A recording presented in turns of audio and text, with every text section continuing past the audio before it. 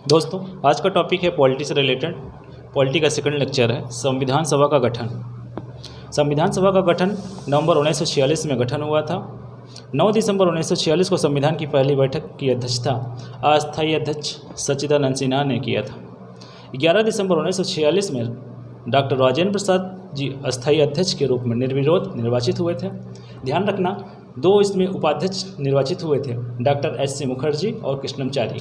जो 2 उपाध्यक्ष थे इनका नाम है doctor SC. Mukherjee and Krishnamachari. और संविधान का जो हमारा निर्माण हुआ था इसमें टाइम लगा था 2 वर्ष 11 माह 18 दिन का, और कुल बैठक इसमें 11 हुई थी। लगभग खर्च आया था 64 लाख रुपए का। 24 जनवरी 1950 संविधान सभा की अंतिम बैठक हुई थी और 26 जनवरी 1950 को संविधान पूर्ण रूप से लागू हो गया था।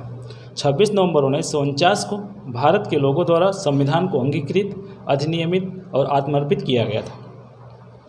22 जुलाई 1949 राष्ट्रीय ध्वज को अपनाया गया। 24 जनवरी 1950 जो राष्ट्रगान एवं राष्ट्रीय गीत को अपनाया गया था, और इसी दिन डॉक्टर राजेंद्र प्रसाद भारत के राष्ट्रपति के रूप में चुना गया था।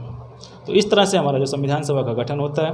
अब संविधान की उद्देशिका, जिसे हम प्रस्तावना के नाम से भी जानते हैं, इसको हम देखते हैं। संविधान की प्रस्तावना, तो संविधान की उद्देशिका या प्रस्तावना 13 दिसंबर 1946 को पंडित जवाहरलाल नेहरू द्वारा पेश किया गया, जो कि संविधान सभा द्वारा अपनाए गए उद्देश्य प्रस्ताव पर आधारित है। कहने का मतलब ये है, 13 दिसंबर 1946 को जो पंडित जवाहरलाल नेहरू द्वारा इसे पेश भी किया जाता है और संविधान सभा द्वारा अपनाए गए उद्देश्य प्रस्ताव पर आधारित है।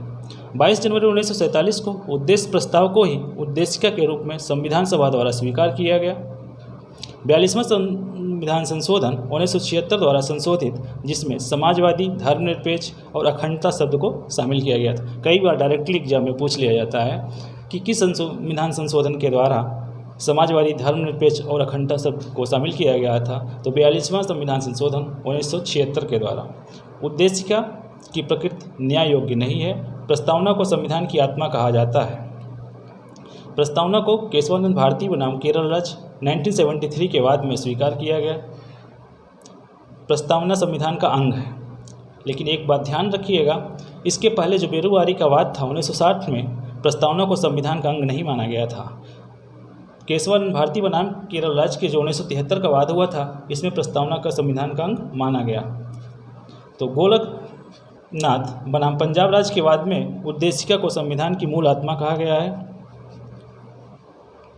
पालकीवाला NA के अनुसार प्रस्तावना को संविधान का परिचय पत्र कहा गया है। Doctor B.R. अम्बेडकर संविधान को एक पवित्र दस्तावेज कहा है। संवैधानिक उपचारों यानी आर्टिकल 32 को संविधान की आत्मा एवं हृदय माना है। तो कई बार ये पूछ लिया जाता है कि डॉक्टर B.R. अम्बेडकर ने संवैधानिक उपचारों को क्या माना है, तो संविधान की आत्मा एवं हृदय माना है। और संवैधानिक उपचार जो हम सभी जानते ही हैं, आर्टिकल 32 के अंतर्गत आता है। संविधान में हमारे राष्ट्र को 2 नाम उल्लेख किया गया है, एक भारत और दूसरा है इंडिया। भारतीय संविधान की जो हमारी प्रकृति है, ये आंशिक कठोर एवं आंशिक लचीला है, यानी partially rigid and partially flexible. तो कई बार ये पूछ लिया जाता है कि भारतीय संविधान की प्रकृति कैसी है, तो आपको ऑप्शन में दे दिया जाता है कठोर है, लचीलापन है, ये दोनों है। तो इसमें आपका है पार्शली कठोर एवं पार्शली फ्लेक्सिबल। कहने का मतलब आंशिक कठोर एवं आंशिक लचीला है। इस प्रकार से हमारा टॉपिक समाप्त होता है।